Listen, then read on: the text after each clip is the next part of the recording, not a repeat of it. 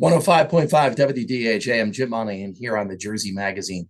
So I guess it goes back to the spring of 1999. I was working here part-time at WDHA. I was working part-time at Scotty's Record Shop at a couple of their different locations. I was doing some baseball instruction and heaven knows what else.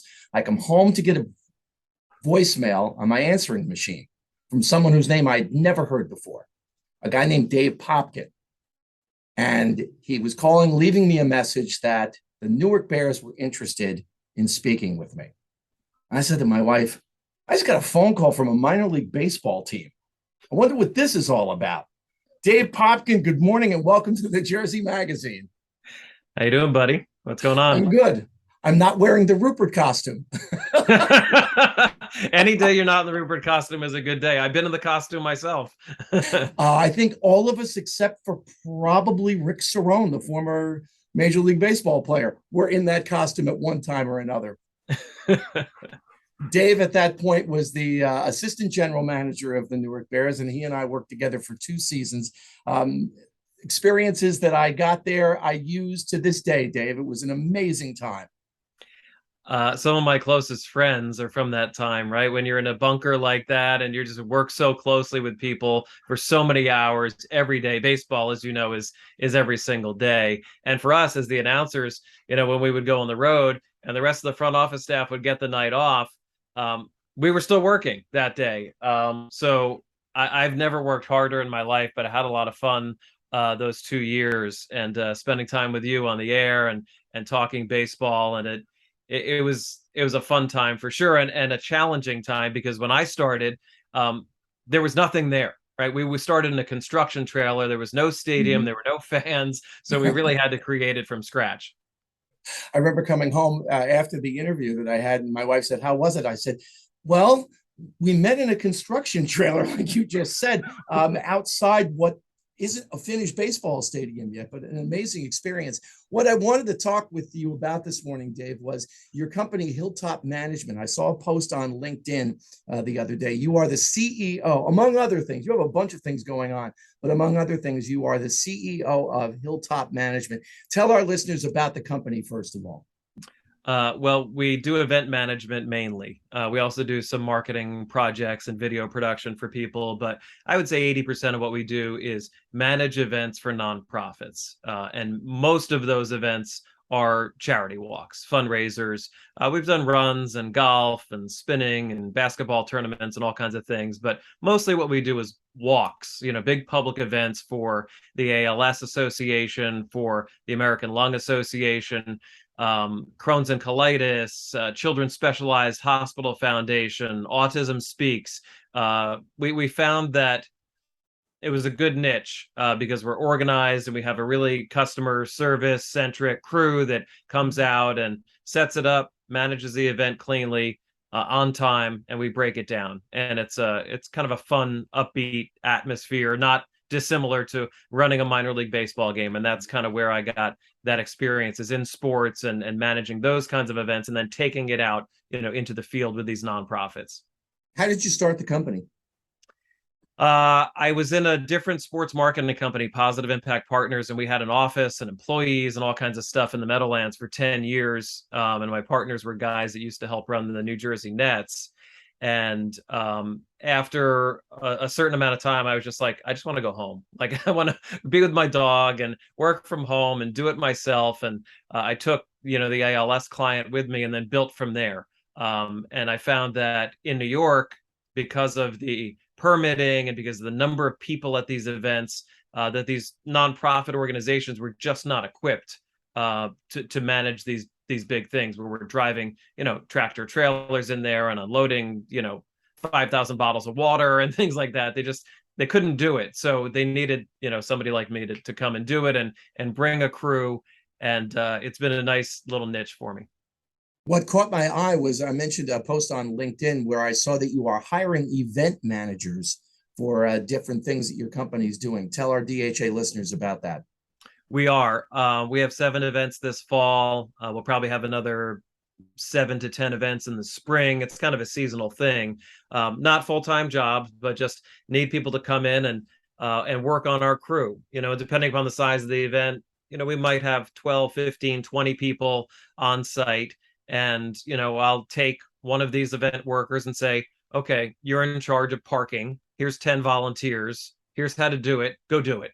And the same thing with food area, the sponsor village, the stage, make sure that we run on time. Somebody like you or me would come on and be the MC, but we need people ushered to the stage and tell the band when to stop playing and that kind of thing. So these events are timed out to the minute, and I just need 15 versions of me out there in the field, managing these different areas. And if people have experience doing this, that's great. If not, we train them in advance and on site. And half of our crew is generally a repeat, worker, so that they can, train their coworkers on how to do it.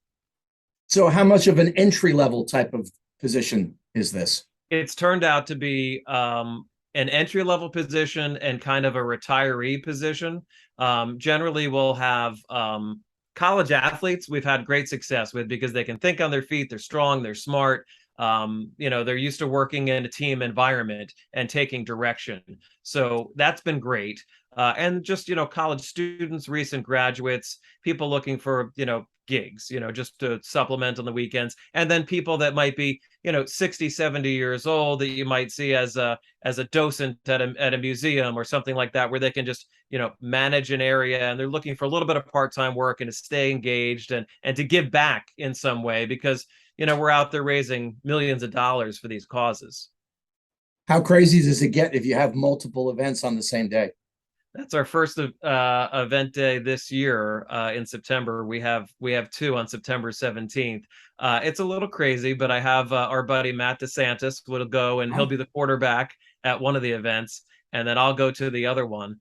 And it depends on the size of those events and the difficulty. Sometimes we do actual catering and we cook at the events. Sometimes the course might be a little difficult where we have to cross roads or close roads.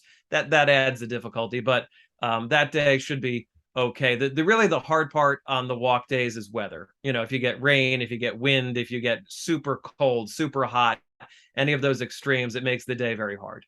You mentioned Matt DeSantis, and Matt was another one who worked with us at the Newark Bears. And just a couple of weeks ago, touched base with Adam Lorber, who I believe is working with the Giants now. His wife is working with David Ortiz. So she was all over Cooperstown when Ortiz was inducted into the Baseball Hall of Fame just a couple of weeks ago. So still keeping in touch with some of the old Newark Bears employees. Dave Popkin's my guest this morning on the Jersey Magazine here at 105.5 WDHA.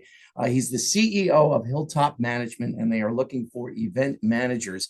And we'll give you some information a little bit later on as to how you can apply and reach out to Dave. I did want to talk to you about some other things that you do. You're kind of a Renaissance man because you've got so many different things going on, one of which is your sports broadcasting camp. Tell our listeners about that. Well, the sports broadcasting camp has been active for 21 years. I've been the manager of it for 20 years. Dave Cerroti is the gentleman that owns it. He was a sports TV network PR guy. And he and Tim Capstraw came up with the idea many years ago that this would be useful, for kids. It'd be a great outlet for them, teach them how to broadcast the right way, give them the basics, light the fire a little bit, and send them out there into the world.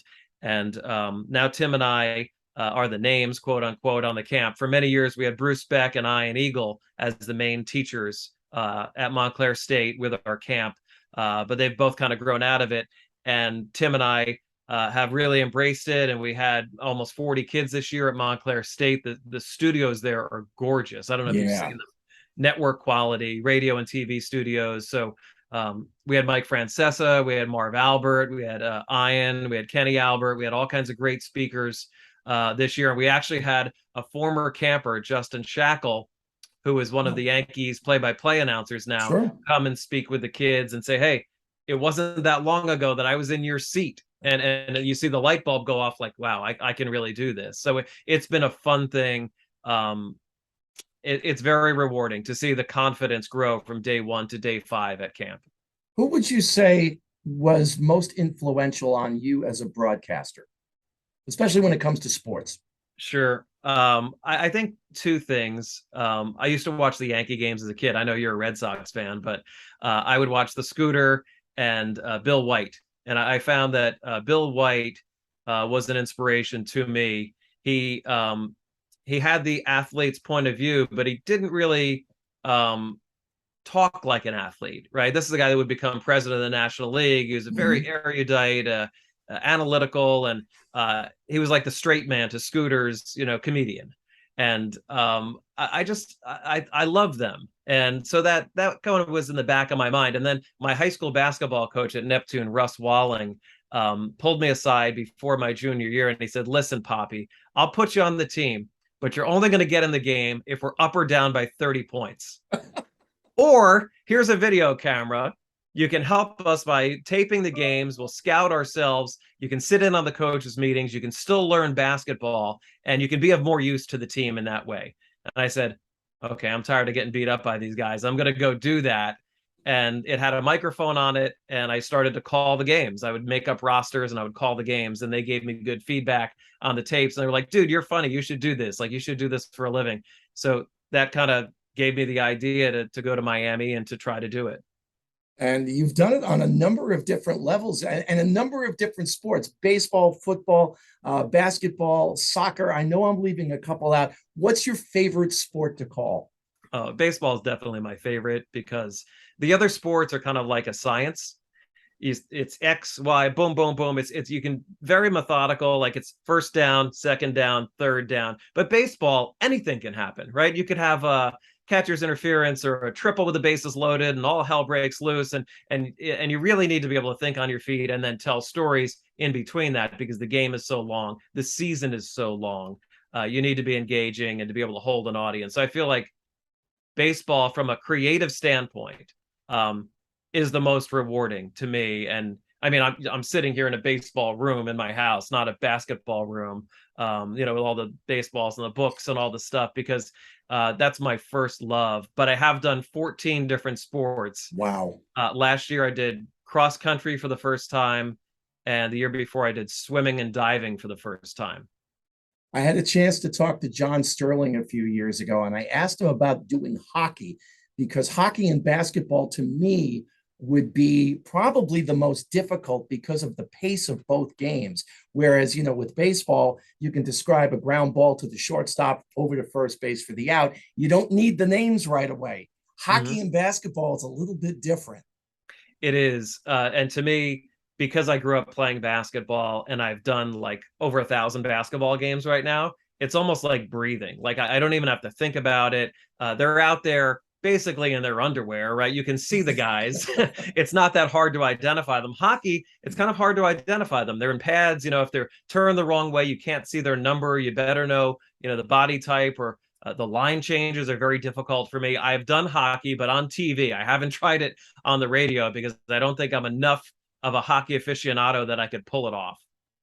Yeah, and I think at least the advantage of television is letting the picture tell the story, where radio, you're kind of like a theater of the mind. And I think that's what made the late Vin Scully so amazing, was not what he said, which was just like poetry, but what he didn't say, how he would allow moments to breathe on their own.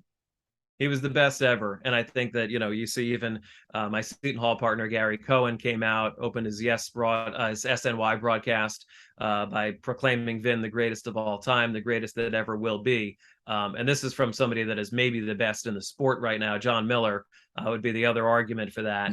And he said the same thing because Scully was the total package. Great voice, let it breathe, like you talked about, worked by himself for the most part, except for the NBC games that Joe Garagiola was just like your favorite Irish uncle that would sit there on the couch and, spin yarns and quote poetry. And he was a very unique and brilliant broadcaster. And I was a huge fan. I subscribed to the MLB package when it first became available, just so I could stay up late at night and listen to Scully.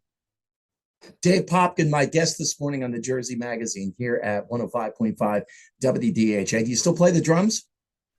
I still play the drums, and I actually got demoted recently in my punk band, the Porch Rockers. I'm no longer the drummer. I am now the lead singer. Oh my gosh. So that's a demotion because the drummer, I think, is really in charge of the band and is counting it off and keeping everybody in line. At one point, I was singing and drumming in that band, but yeah, it's we're I would say that we're amateurs, but we're actually getting paid to play in bars now, so it's a little scary. Dave, we were mentioning with Hilltop Management that you're looking to hire event managers for upcoming events. What's the best way for WDHA listeners who are interested to get a hold of you? Dave at hilltopman.com, like the top of a hill. Dave at hilltopman.com, and I can answer any questions. We can set up a call. Our crew is wonderful to work with. I mean, these are good people that are out there trying to make it a positive experience for, let's say, a family of somebody that has ALS or a family of somebody that has lung disease. They're out there trying to raise money and do the right thing, and we try to facilitate that in the best way possible. So that's Dave at hilltopman.com, the website, hilltopman.com. And in fact, you can go to Dave's own website and check out his interesting career that he's had, davepopkin.com. Dave, thank you so much for joining me this morning. It's been fun catching up again with you here on the Jersey Magazine. Jim, always a pleasure. Appreciate the time, and I'll see you soon.